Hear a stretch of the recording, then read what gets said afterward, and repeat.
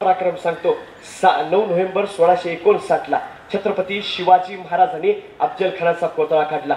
2 मिनिटाची गोष्ट होती, फक्त 2 मिनिटाची, पण त्यासाठी महाराजांनी किती प्लॅनिंग केलं, मायक्रो प्लॅनिंग, एकदम मायक्रो केलं। म्हणजे जर तुम्ही बघितलं प्रतापगडच का निवडला, जावळीचं खोरच का निवडलं, कारण त्यांना माहिती होतं त्याच्यापेक्षा आपली ताकद कमी आहे, आपल्यापाशी मावळे कमी आहेत, पण शिवाजी महाराजांनी त्याच्यावरती मात करायचं ठरवलं। तुम्हाला सांगतो पंढरपूर, तुळजापूर तसंच वाई बरखास्त करता करता प्रतापगडापर्यंत चढेपर्यंत त्याचं 70% सैन्य तिथंच मारलं जाणार, ते पक्क त्याला माहिती होतं, पक्क मावळ्यांना माहिती होतं।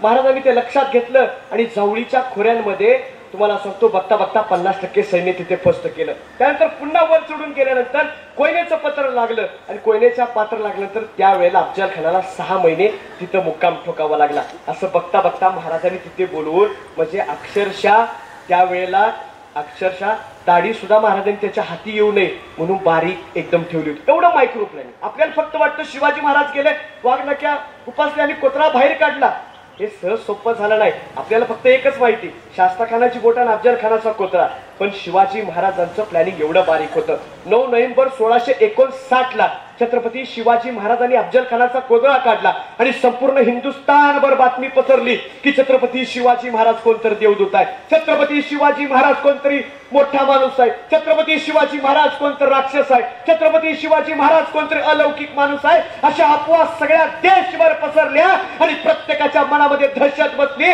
छत्रपती शिवाजी महाराजांची। आता काय करायचं? आणि बघता बघता महाराजांनी एखाद्यानं एवढा मोठा पराक्रम केला। तुम्हाला माहिती आहे आपल्या पेपर झाले, परीक्षा झाल्या, तरी आपण काय म्हणतो, आता महिनाभर मी काहीही काम करणार नाही, आता मी निवांत रिलॅक्स आराम करणार, बरोबर, अशी आपली भावना। पण शिवाजी महाराजांनी एवढं 2 वर्षाचं युद्ध खेळून सुद्धा महाराज म्हटले नाही नाही नेताजी, आपण आराम करायचं नाही, यशाची मध्ये घ्या घोडे, आणि घोड्यावरती मान टाकली आणि तुम्हाला सांगतो टप टप टप टप टप घोडे पळायला लागले।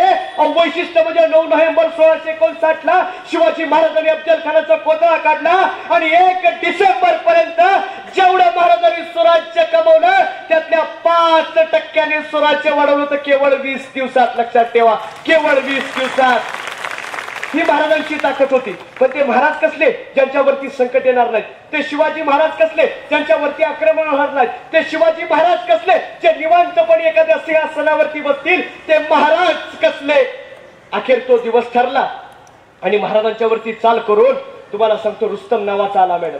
तर रुस्तम 16,000चं सैन्य घेऊन आला, पण त्याला काय सांगायचं, त्याने अफजल खानाचा कोतळा काढला, शास्ता खानाची बोटं कापली, एवढंच नाही तर अनेक युद्ध जिंकले, मिर्झा राजा जयसिंगांच्या बरोबर तह दिला, पुरंदर जिंकला। बघता बघता एवढे सगळे किल्ले जिंकून एवढा अजिंक्य असलेला योद्धा, त्याच्या समोर 16,000 सैन्य, रुस्तम नावाची चीज काय होती।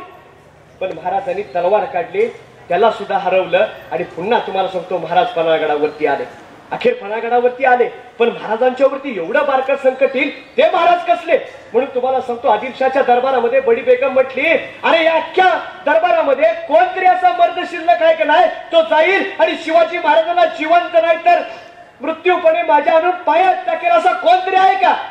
सगळे घाबरले आणि म्हटले बाई काहीतरीच बोलायला लागलेले, शिवाजी महाराजांना जाऊन पकडून आणलं एवढं सोपं नाही। कोण अजिबात नाही नाही म्हणले, आम्ही तर काही जाणार नाही।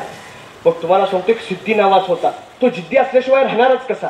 त्यावेळेला तो सिद्धी गेला आणि तुम्हाला सांगतो म्हटला मैं लावूंगा शिवाजी को, आणि विडा उचलला त्यानं आणि बघता बघता म्हटला किस पहाड़ का चूहा है हो, ऐसे लाके आपके कदमे पर रखूंगा। आणि काय काय म्हणला बघा, 5,000 हत्ती पाहिजे, 10,000 घोडदळ पाहिजे, 1,500-2 हजार तोपा पाहिजे, 60-70 हजारचं सैन्य पाहिजे। आता मी तुम्हाला प्रश्न विचारतो, उंदीर पकडायला तुम्ही तर एवढं कधी काय घेऊन गेला होता का? तो उंदीर नव्हता, आमच्या मराठ्यांचा वाघ होता, वाघ, लक्षात ठेवा, म्हणून एवढं सगळं लागलं।